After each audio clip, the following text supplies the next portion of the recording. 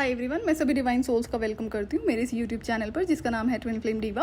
और आज मैं अपने रीजंस शेयर करूँगी चाइल्डहुड्स के कि मुझे शादी क्यों नहीं करनी थी, आखिर मैंने ये डिसीजन क्यों लिया था। उसके पीछे कई सारे रीजन थे। जो सबसे पहली चीज़ मैंने ऑब्जर्व करी थी कि जितनी भी मैरिड वुमेन्स मैंने देखी थी, जो भी चाहे वो जिस भी एज में रही हो, मैरिड वुमेन्स को मैंने शादी में टॉक्सिसिटी को एक्सेप्ट करते देखा, बहुत सारी टॉक्सिसिटी से गो थ्रू करते देखा। वो हेल्थ से कम नहीं होता था। जिस तरह की टॉक्सिसिटी, जिस तरह का पेन, नार्सिसिज्म वो लोग झेलते थे ना, तो ये मैंने विलेज लाइफ में भी खूब देखा और मेट्रो सिटीज़ में भी खूब देखा कि लेकिन यहाँ पर जो मैंने एक चीज़ देखी थी, जो अब्यूज़र्स होते हैं, चाहे वो हस्बैंड के रूप में रहा हो या फिर वाइफ के रूप में रही हो, ऐसे भी केसेस देखे हैं चाइल्डहुड में, जहाँ पर हस्बैंड अच्छा है, सीधा है, लेकिन वाइफ बहुत ज़्यादा टॉक्सिक है, ईविल है। तो ये भी सिचुएशन देखी है। तो हस्बैंड को भी देखा मैंने कि हर हर तरह की टॉक्सिसिटी को एक्सेप्ट करते हुए, क्योंकि शादी में है वो।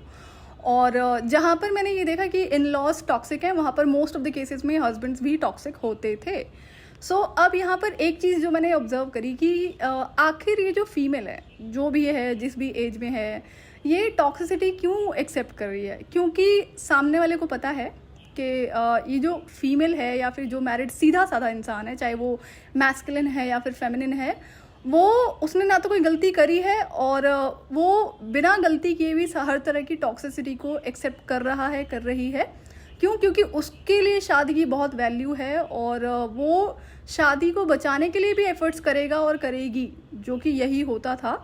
जिसकी गलती नहीं है वो शादी को बचाने की पूरी कोशिश कर रहा है, टॉक्सिसिटी को एक्सेप्ट कर रहा है कि इस वजह से शायद रिश्ता आगे चल जाएगा। तो वो चलता नहीं था, उसको खींचा जाता, जिसको कहते हैं। तो ये होता था। तो टॉक्सिक जो अब्यूज़र्स होते थे, उनका माइंडसेट यही है कि ये कुछ भी कर सकते हैं क्योंकि इनको हक मिल गया है शादी होने के बाद में। तो ऐसा सा मैंने टॉक्सिक अब्यूज़र्स का माइंडसेट देखा कि इनको पता होता है कि इनको ना, अब देखो ये आप एक सिचुएशन को इमेजिन करो कि जब दो लोग हैं जिनकी शादी नहीं हुई है, तब तो वो बड़े प्यार से बात करते हैं, ऑपोजिट जेंडर्स हैं और हाँ इंटरेस्टेड है कि शादी हो सकती है, इनसे चांसेस हैं या फिर शादी होने वाली है, तब तक तो वो आपसे बहुत प्यार से बात कर रहे हैं, तब तक कोई किसी तरह का नार्सिसिज्म, टॉक्सिसिटी या अब्यूज़ नहीं है। लेकिन जैसे ही शादी होती है, ऑल ऑफ अ सडन वो इंसान कैसे टॉक्सिसिटी में बदल जाता है, कैसे नार्सिसिज्म में बदल जाता है। तो वो एक्चुअली में बदल नहीं जाता, वो एक्टिंग हो रही होती है उससे पहले। तो उसको पता है कि स्पेशली फीमेल्स जो हैं उनके लिए मैरिज बहुत ज़्यादा इम्पॉर्टेंट होती है। और फीमेल्स को हमारी कंट्री में, भारत में सिखाया जाता है ना कि आपको टॉलरेट करना चाहिए, नहीं तो आप बेकार हो, आप बुरी फीमेल हो। अगर आप टॉक्सिसिटी को ससुराल में इन लॉज से या पति से एक्सेप्ट नहीं करते हो तो आप बेकार हो, आप गलत फीमेल हो। ये तो मैंने देखा है, यही सिखाया जाता है। और एक और चीज़ सुनी थी मैंने कि मर जाना है लेकिन घर वापस नहीं आना। वो एक डायलॉग आपने सुना होगा अगर आप भारत से हैं कि अगर अर्थी उठती है ससुराल से तो बड़ी अच्छी होती है, समथिंग लाइक दैट, कुछ ऐसा भी सुना था मैंने। तो मैंने कहा ये तो टीचिंग्स है ना जो सिखाई जा रही हैं फीमेल्स को, एक तरह से ये गलत बिलीफ सिस्टम से जो सिखाए जा रहे हैं कि आपको टॉक्सिसिटी बर्दाश्त करनी चाहिए, तभी आप एक अच्छी फेमिनाइन कहलाएंगी, अदरवाइज तो आप बेकार हैं, गलत हैं, बुरी हैं। तो और ये भी रीज़न होता था कि फीमेल्स बहुत ज़्यादा गो थ्रू करती थी। और दूसरा, उनको भी पता होता था कि हाँ भाई, या तो वो खुद अपने लिए शादी बचा रही हैं, या तो बच्चों की वजह से शादी को बचाने की कोशिश कर रही हैं, टॉक्सिसिटी को एक्सेप्ट कर रही हैं, या तो फिर समाज और सोसाइटी के लिए कि एक कि समाज क्या बोलेगा और सोसाइटी क्या बोलेगी। कई सारे ऐसे भी केसेस मैंने देखे जहाँ पर एक्सट्रीम हो जाता था ना ये चीज़ें। तो वहाँ पर जब फीमेल अपने घर वापस लौटने को होती थी ना, तो वहाँ पर पेरेंट्स भी उसको रखते नहीं थे। ऐसे भी केसेस देखे मैंने, उसको मना कर देते थे कि हम नहीं रखेंगे। ये रियल पेरेंट्स की बता रही हूँ मैं तो ये भी केसेस देखे थे। तो मेरे लिए था कि भाई क्यों ही करनी है शादी। इंसान का माइंडसेट ये है कि शादी के बाद ना लड़कियों पे हक मिल जाता है टॉक्सिसिटी को करने का, टॉक्सिसिटी को अब्यूज़ करने का एक्चुअली में। और जो कि मैं अपना माइंडसेट देखूँ, मेरे बिलीफ सिस्टम है कि किसी भी तरह की टॉक्सिसिटी एक्सेप्टेड नहीं है, किसी भी तरह का अब्यूज़ एक्सेप्टेड नहीं है रिलेशनशिप में। किसी भी कोई भी रिलेशनशिप हो, कभी प्रोफेशनल रिलेशनशिप में भी ये चीज़ होने नहीं दी है मैंने। अगर मैं अपने वर्क लाइफ की भी बात करूँगी तो ये कभी हुआ नहीं है। तो अब क्या होता है, तो जब मुझे पता है कि मैं ऐसी हूँ, ये मेरा थॉट प्रोसेस है और यही मेरा ज़िंदगी जीने का तरीका भी है कि मैं टॉक्सिसिटी कभी भी बर्दाश्त नहीं करूँगी। तो कल को मैं ये नहीं कहती कि मेरी शादी गलत इंसान से होगी, अच्छे इंसान से होगी, बट ये है कि कभी भी अगर ये सिचुएशन अराइज होती है तो मैं सबसे पहली इंसान होंगी उस शादी को ख़त्म करने वाली। तो मुझे ये था कि जब मुझे पता है कि मैं ऐसी हूँ तो भाई मैं क्यों ही करूँगी शादी ना। जनरली मैंने तो कभी नहीं देखा, कहीं ना कहीं मैंने टॉक्सिसिटी देखी है। तो मेरे लिए तो ये 0.1% के भी चांसेस नहीं है कि आप बोलो कि कभी भी मैं कोई गलत चीज़ बर्दाश्त करूँगी, तो है ही नहीं। तो मैं क्यों करूँ शादी, कल को मैं शादी करूँ, मैं शादी तोड़ दूँ, तो एक डिवोर्सी होने का ठप्पा और लग जाता है, स्टैंपिंग लग जाती है। तो मैंने कहा let's stay away from this, कि ऐसी स्टैंपिंग क्यों ही लगवानी है। जनरली तो मैंने देखा है कि लोग बर्दाश्त करते हैं, सबके जनरली गलत बिलीफ सिस्टम्स ही हैं, तभी रो ही रहे होते हैं रिलेशनशिप में। तो ये भी एक रीज़न था। तो भाई मैं क्यों ही करूँ शादी, तो ये एक मेरा मेन रीज़न था कि मुझे नहीं करनी है शादी।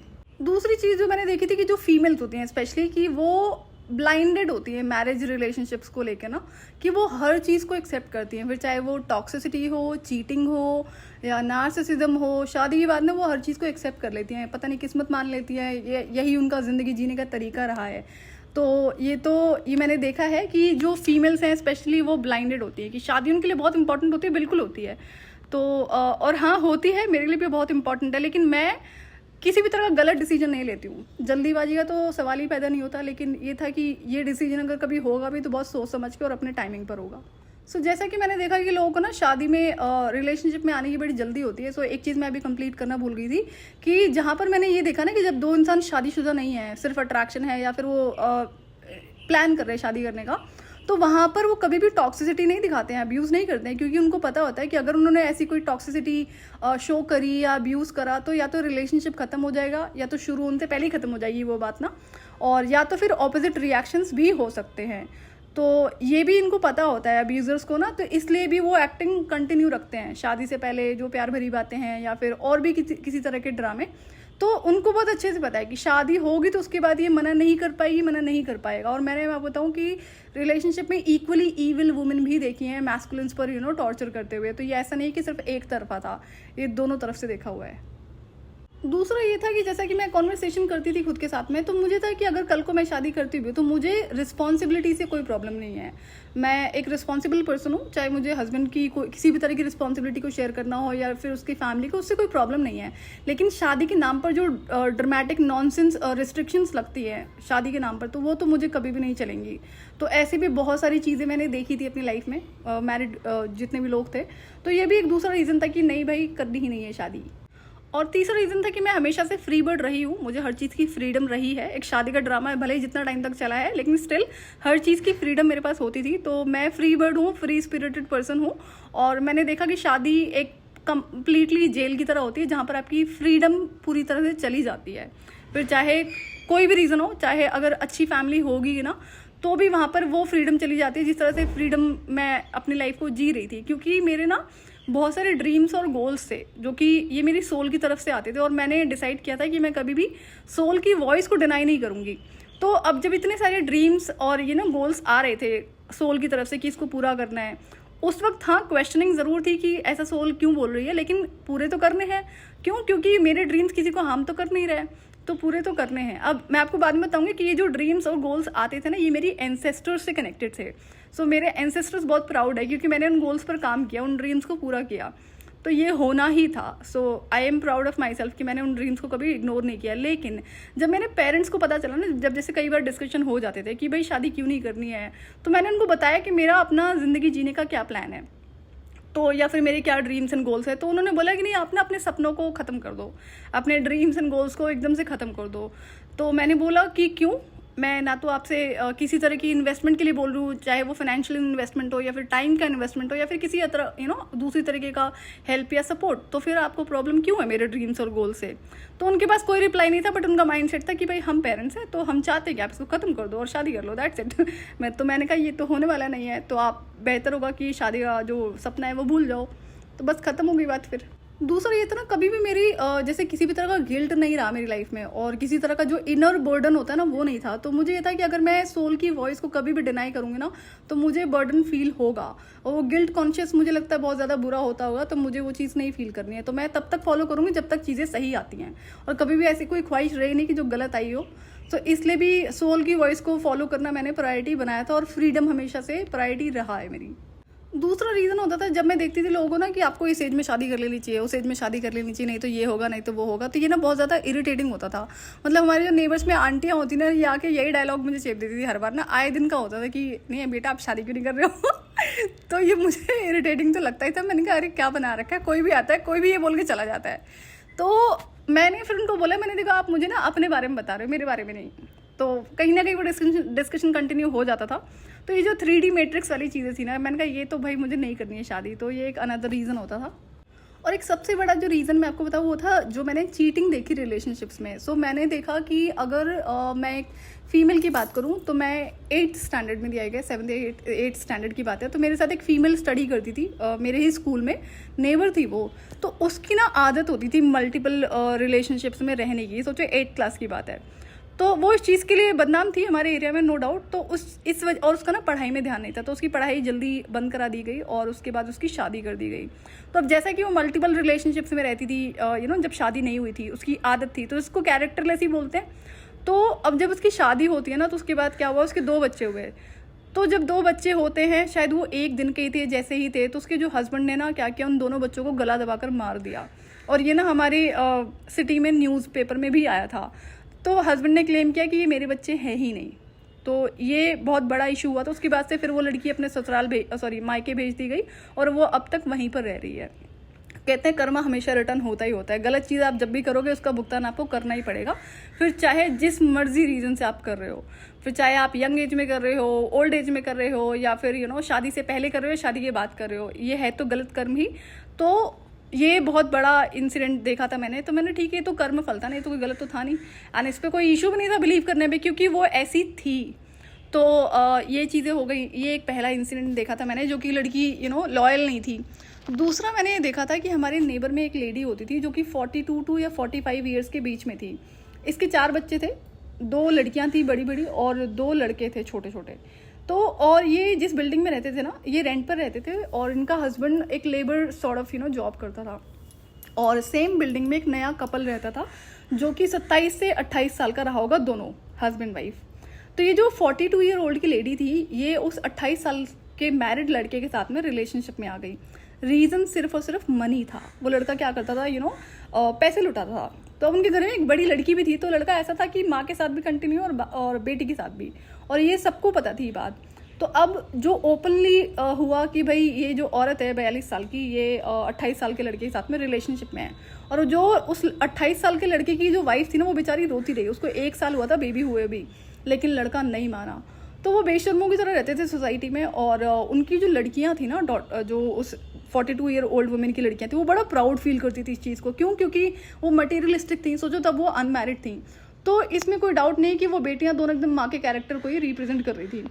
तो मैंने और वो पता है क्या करती थी, जो 42 ईयर ओल्ड की जो वुमेन थी ना, उसने अपने हस्बैंड को ना थ्रेटन किया कि अगर कहीं पे भी तूने वॉइस रेस करी तो वो बहुत उल्टा सीधा कर देगी। तो वो बेचारा हस्बैंड भी शांति से रहता था, हर चीज़ को बर्दाश्त करता था। तो मैंने था यार ये क्या रिलेशनशिप है, मतलब क्या ही। और वो सोचो वो आंटी हर बार करवा चौथ रखती थी। एंड आई एम लाइक करवा चौथ क्यों रख रही है फिर, ये सब होने के बाद भी। तो अजीब सी सिचुएशन देखी थी मैंने। और भी बड़ी सारी चीज़ें देखती मैंने कि ना, मैंने लॉयल्टी नहीं देखी, जिसको लॉयल्टी कहते हैं ना, कि अगर एक नॉर्मल इंसान है, शादीशुदा है, और अगर उसको कोई थोड़ा बहुत भी हिंट दे रहा है तो वो इंटरेस्टेड है, उसकी लॉयल्टी है ही नहीं। मेरे लिए क्या है कि मैं पहली बात तो, अगर मैं कभी कहीं पे भी रहूँ, अगर मैं रिलेशनशिप में होंगी या फिर मैं शादीशुदा होंगी, तो मुझे पता है मैं लॉयल हूँ, और मुझ पर कोई आपको स्पाई करने की ज़रूरत नहीं पड़ेगी, क्योंकि मुझे मेरी बाउंड्रीज का पता है। और जब मैं प्रोफेशनल वर्क में आई तो वहाँ पर भी खुद को सेव करना पड़ता था कि मेरे बारे में ना कोई ऐसा सोचे ना। तो मैं इसलिए भी बहुत ज़्यादा स्ट्रिक्ट और रूड रहती हूँ लोगों के साथ में। और जहाँ पर मेरे साथ मैस्कुलिन्स बहुत सारे रहे, कई बार मैंने लीड किया है बहुत सारे मैस्कुलिन्स की जो प्रोफेशनल लाइफ में बोले, तो वहाँ पर भी एक कह लो कि कई सारे रीज़न होते हैं कि मैं सीनियर हूँ तो अट्रैक्टेड है, उसके बाद बाकी रीज़न तो होता ही है, फिजिकल ब्यूटी है और जो एनर्जी है डीएफ की। तो वहाँ पर भी मुझे पता है कि नहीं, कोई चांस नहीं है, ना ही आप ट्राई करो, अदरवाइज तो रूडनेस आपको झेलने को मिलेगी। तो मुझे कि मैं एग्जिस्ट करती हूँ, मैं दुनिया में कहीं भी रहूँ, है ना, तो मैं लॉयल हूँ। तो इस तरह का इंसान अगर एग्जिस्ट करता है तो मैं सोचूंगी कभी शादी के लिए, अदरवाइज तो कभी नहीं होगा ऐसा। तो लॉयल्टी तो है कि भाई वो तो चाहिए, और लॉयल्टी मांगी नहीं जाती है, लॉयल्टी दी जाती है।